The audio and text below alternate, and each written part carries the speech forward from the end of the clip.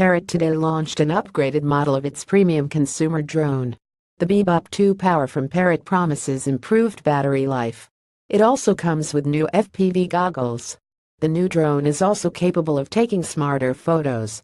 That being said, the unique selling point of this new drone is the improved battery life. That's what's going to get people to spend money on it.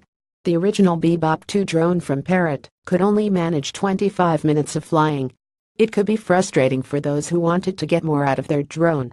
They'll like Parrot's newest model for sure. The Bebop 2 Power drone comes with 2 batteries that provide 30 minutes of flying time each. That's 1 hour in total.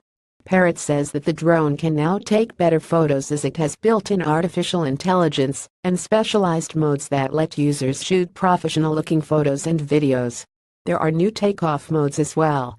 The drone can be launched by throwing it in the air.